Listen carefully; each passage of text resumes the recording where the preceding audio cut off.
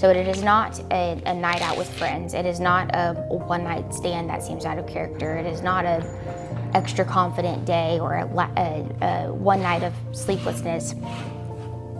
It is a pattern of behavior that is inconsistent with how that person has been their entire life.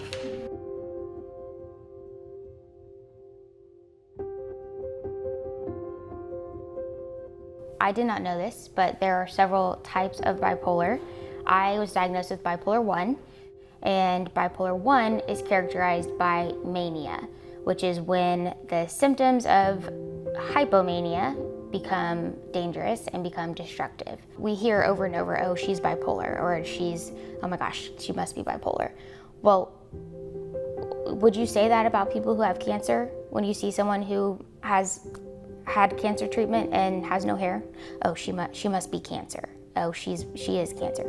No, you don't identify the person with the illness. You see the illness as something that they are handling and taking care of and doing everything they can to control it so that they can continue on living a normal and happy and healthy life.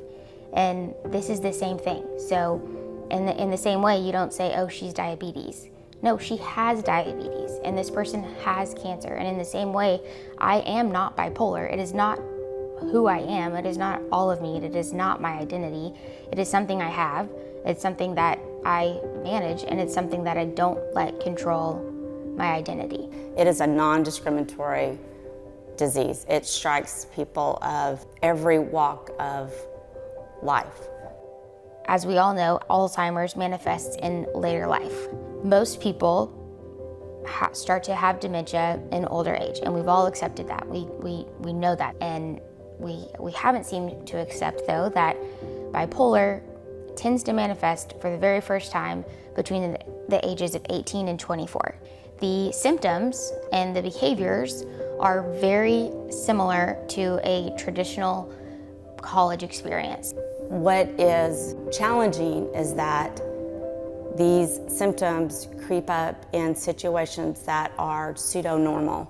So you're at college, you're going out, or staying out late, you're not sleeping, that becomes one night, and then 2 nights, and then 3 nights, and then your brain's not making dopamine, which it needs to make, and then you are stressed about a test, and then you have an energy drink, which is a known trigger, and then all of these things can compile, and it triggers what is already genetically in your code. The triggers are lack of sleep, excessive caffeine, irregular schedule, extreme stress, which are all extremely prevalent in college.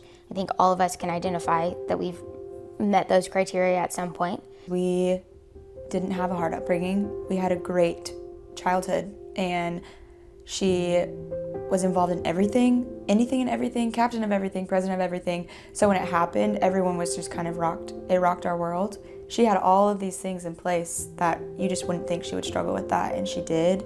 All through school, I was in all advanced classes. I was on the president's honor roll. I was a junior class president and student council, varsity cheer, varsity drama, varsity tennis, extremely high achiever. And that's kind of the world that I lived in. I transitioned to Oklahoma State and took on a lot of leadership roles. I was a student government senator. I started out in freshman representative council. I was house manager of my sorority. I became president of ECO OSU while I was there, VP of operations for Entrepreneurship Club. So I always sought out these leadership positions. I've always looked up to her. She's my older sister. And I think that's natural to do. But then it's like, as I've gotten older, I've realized that she has this deep desire to do the next right thing and whatever that looks like. And I think that has grown of admiration for me. I was the last person anyone could imagine this may happen to. And I really think that that's why it was so hard for me to accept, certainly, because I had this stigma in my head that only happens to people who have been traumatized, or that only happens to people who clearly didn't have, a great family like I had. And I had this stigma in my head, my own head, that it couldn't happen to me. And it did. And I'm still honestly shocked that it did. The tricky thing with bipolar is that it's who you are, but it is amped up to the point of unhealthy. So if you are bold, you are obnoxious. I mean, if you are this, then you are way over the thing. So when, Brittany in college, legitimately president of all of these clubs. I mean, she did the work, earned it, worked hard, was a definite leader. So when this boldness started creeping up, we thought, okay, this is just part of who she's becoming. And when she started saying things based on her laurels, we're like, oh, well, okay, I'm gonna go talk to so-and-so. We're like, wow, great, because all we'd ever known is, that she had excelled. So it is incredibly confusing. So my whole fourth year, I was all focused on school, so much to the point that I didn't go out with my friends. I spent the nights studying and learning, and I was done by Tuesday of finals week.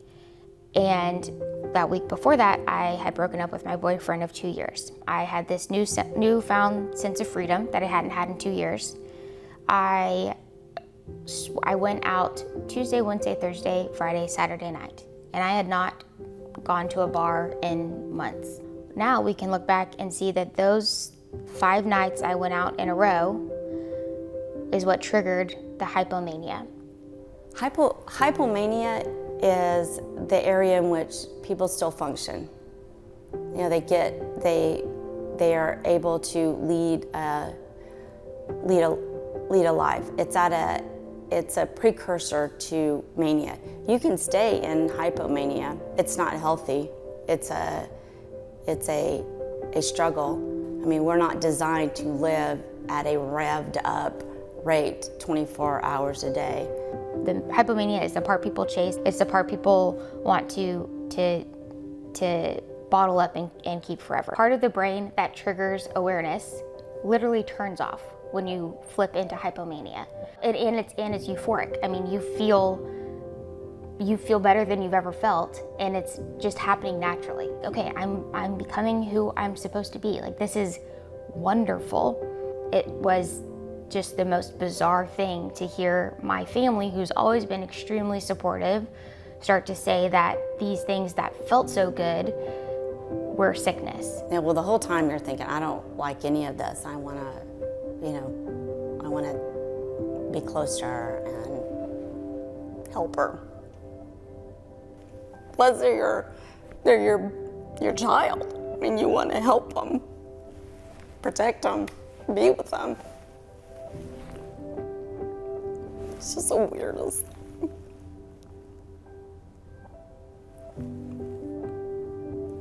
So I accepted this internship in Boston. This energized confidence had already started. And because I was in Boston with no one who knew me, I got to basically be whoever I wanted to. When you hear people say it flipped into mania, it has just progressed to where full-blown mania is not sleeping, unable to take care of yourself, your personal hygiene and all of, the list of bipolar qualities.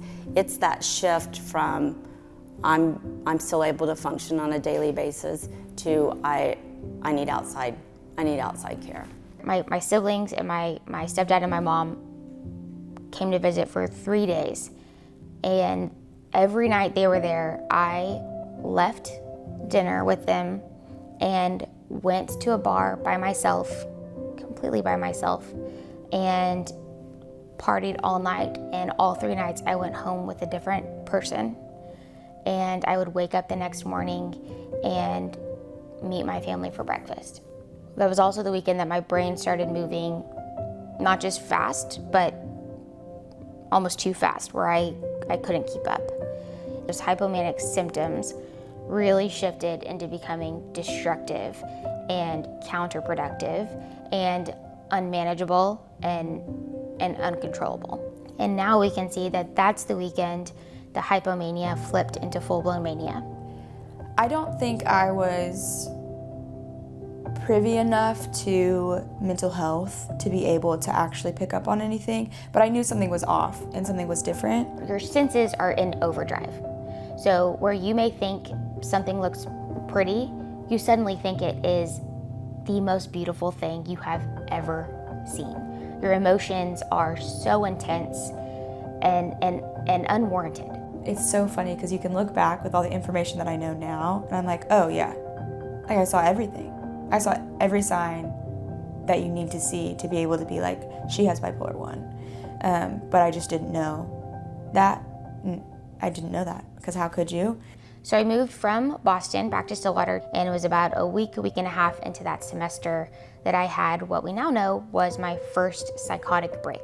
I suddenly thought that I had to save the world. And I came up with this whole plan by drawing it all over my friend's apartment walls. And I think it's interesting hearing Brittany talk about it, because when she was manic, she thought she was going to save the world. And our parents have always told us that we can save the world if we want to, and if we have a desire to, or we can change the world. Even from early childhood, we knew that they were on our team. There was never a moment where I was like, they are not fighting for me, they're not fighting with me. I always was like, even when I was getting disciplined by them, I was like, they're for me, and I know that, because they've never shown me anything other than that. And I think that when Brittany was manic and thought that she was going to save the world and was sent to save the world, she trusted that my parents would help her do that, because they've always said that they would. And so even in that, she was trusting that they would come and help her save the world.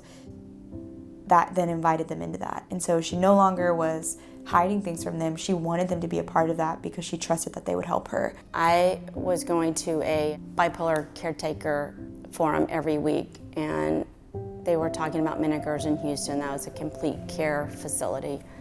And I had mentioned it to Brittany and said, you know, they take care of everything, you know, your brain, your body, all of it. When she was in crisis, I said, let's, you know, how about just going to Minigers and let's see. And she agreed, so we left in the middle of the night. She was, you know, incredibly agitated and nervous and, you know, shaking and couldn't sit still, and because it's all this pent-up energy. And once we got on the airplane, I started noticing people falling asleep, but I thought they were pumping something into the airplane and making all of the caretakers fall asleep so that all of the special people like me could get up and talk and meet. I had not slept in, you know, that whole night before, and I was exhausted and scared, so I leaned my head against the window. And I just thought, I'm just gonna shut my eyes. And I opened my eyes, and Brittany had a tall boy beer. This is 10 a.m. in the morning. Tall boy beer, and just chugged it. I had my iPod in, and my iPod started dying again. And I had been studying solar power and waste on the earth. And I also wasn't taking care of myself. So one thing to go is your hygiene. Because you forget to take a shower, because your mind is moving so quickly, you forget about the basic needs. And so my face was extremely broken out, and I had these like big, almost like cystic acne spots on my face. And in that moment, I thought that those were like pools of energy. And she had a napkin that she had written on, and she had her hair all up. You know, her hair was still crazy. And she put a napkin on it. She had a pencil through her hair, and she put a napkin on her head. I put my hair in a bun as my antenna, and I pulled all my jewelry off, and I put it in my hair, and then I attached my iPod to my hair. And then I started pushing all of the knots on my face to push the energy to my iPod. Also, the airline had these napkins that had a map of the United States and all of their flight paths. And I thought, oh, that will harness the energy of the entire nation. So I put a stack of napkins on the top of my head. And then I started pushing on my face. The feeling it became so intense that I went to the restroom. She was in there a long time, went on and on. And then I heard all of this banging and yelling. And I thought, oh my gosh, what is what's happening now? And then I thought about all of the waste on the earth. So I pulled all of the toilet paper out and I flushed it down the toilet, because in my mind, I was going to create a trail of waste down to the landfills. I would pull that energy up to the airplane, into my hair. And because we were so much closer to the sun, we could solar power my iPod back. And it was completely logical and possible in my mind. The stewardess came over and said, your daughter's in the restroom and I can't get her to come out. And if she doesn't come out, we're gonna have to take the door off. I felt like this has to be done right now. I'm the only one to do it. And if I don't do it, I'm failing humanity. But I didn't know how to do it. So I went back. I mean, it was like, there was I don't know, maybe 10 feet. So I said, Brittany, you gotta come out. And she said, I'm not. So they physically took the door off of the airplane. And I also had in my mind that I know that this is wrong. I know that I'm gonna get in trouble for this, but it's worth it. This breakthrough is worth it. And took off running down the middle of the aisle, screaming at the top of our lungs, we're all okay, you're gonna be okay, it's fine. You can imagine the people that were in the plane, or the boy next to me was crying. I mean, it was a horrific thing to put people through. And I remember her at the front of the plane, and there was this steward with blonde hair. He was on the microphone saying, please stay calm. This is an isolated incident. We have somebody here that's in distress. We are taking care of that. And Brittany was trying to get the microphone because she wanted to make an announcement about the sun and solar power. And she was she was fighting him to get to the microphone. And then he whipped me around and pulled my hands above my head, and I think he stepped on my feet so that I couldn't move. And I just screamed to the airplane, to the passengers. So we were landing and they asked everybody to face forward with their heads down. It makes me cry. Oh. And they asked us to get out first, and he walked with Brittany, and halfway down the aisle she just took off running. And what I will always remember is when I was walking out of the plane, this lady reached over and she just kind of patted my hand like, you're gonna, I don't know, she probably could relate. We were up at the tarmac, and I ran to the tarmac, to the door, to the airport. And I was so rambunctious. I had so much energy I could not contain, and I was so mad. She opened the door, we walked out. The Houston Police Department was there. Southwest Airlines had made a big circle so that people couldn't get in or see anything that was gonna happen. Brittany walked out, started looking around. She was looking for a place to run, I believe. And the paramedics were there. And I said, I'm trying to get her to Miniger's clinic. I am new to this. I have no idea what to do. And so they pulled a police car to the tarmac, and they started carrying me down to the police car. They knew exactly what they were doing. So the police officer that I was talking to said, well, how about I take you in my car? And at that point, I thought that it was a military test. And I thought that I had to get out of the handcuffs and get out of the hogtie, and I had to get out of the car.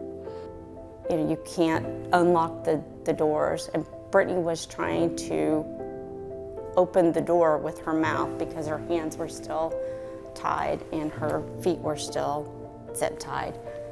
And if it had been any other car besides a cop car, I would have been able to get out and jumped out. So I walked into the hospital, and I was still extremely acutely manic, and they came in and diagnosed me with acute psychotic mania and immediately put me on medicine. I was there for 2 weeks. They did every physical exam that you can do. They did every psychological exam you can do. And then at that hospital, They sit down together with you, with your neurologist, psychologist, psychiatrist, caseworker, and your family and a nurse, and you come up with a plan together. And while I was there, we determined that it would be the best course of action to withdraw from school. She's a go-getter and wants to be, the top of everything, leader of everything. So taking a semester off was terrifying for her and would be terrifying for me, and I think would be terrifying for any of us, because we have in our brain of what college is supposed to look like, and it's supposed to look like 4 years, and you're supposed to graduate and get a full-time job and all of these things, and she had to take a break.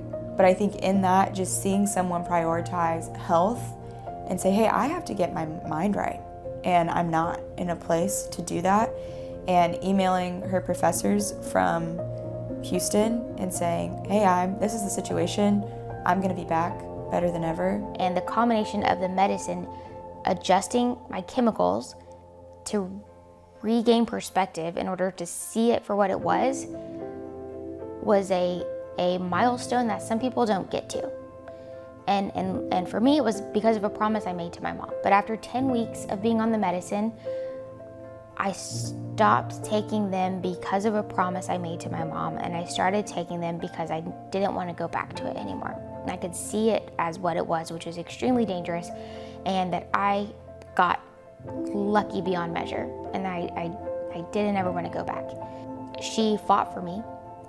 She chose to see, she chose to see the disease outside of me. I always knew that what the actions that Brittany had were not really her. And to separate that, then I can be angry at the disease. I can be angry that this is happening. I can be confused, but I wasn't that at Brittany. The most critical piece is realizing that your brain is an organ, just like any other organ in the body, and some brains get sick. So once I identified as having bipolar versus being bipolar, I was able to treat it as an illness and not treat it as everything that I am and everything that I will always be. That perspective changed everything for me, and it took away the shame portion of it. I take 6 medicines a day, and I am fine with that, because who cares? I may take medicine for the rest of my life, but I'll also likely be living my best life for the rest of my life. The biggest tool for me has been releasing the secrecy, because shame lives in the dark. And when you bring those things into the light, they become a lot less scary and they become manageable. Consider if you walk into a room and it's dark, you can't see the path. But when you turn the light on, you can at least see the obstacles, and you can at least see what to avoid and where to go to get to the other side. But when you keep that light off and you don't let other people in, and you don't share what's going on, shame breeds and you lose your control. Turning the lights on, pulling things into the light, takes away that power over you. The cruelty, I don't think there's a better word for it than that. The cruelty of bipolar disease is that your brain is telling you that everything is great, that it is euphoric, and there are no issues. And who in this world does not want to feel that way on a daily basis? I remember starting the medicine and being so scared that I would never feel the height of that euphoria again, and the intense joy that comes from being manic. And I told my mom that, and she said, I knew with every part of my being that she would. I know how I felt when I had my children. I knew that there would be times, and it would not be all the time, there would just be moments of utter joy. They may be glimpses, but that feeling is not gone forever. You will feel that again, but now it will be true, and it will be real, and you will be able to share it with people around you. Because when you are isolated in that type of euphoria, there is no one else that feels that way that you can share that with. So while I may never feel uncontrollably joyful, I will feel true joy based in reality, and I can share in that same level of joy with the people around me. I never made the choice to have this, but the choice I do get is to manage it with the resources that I have available to me. I feel solely responsible for making sure my brain, I do everything I can to make sure my brain doesn't allow me to do that again, in order to protect myself and what I've built and the people that are around me. I think I will forever feel scared when I feel extremely happy or when I feel extremely sad. But the difference now is that I know what manic feels like, and the people around me knows what it looks like, and we're prepared now, and we're not scared of it like we were when we didn't know what it was.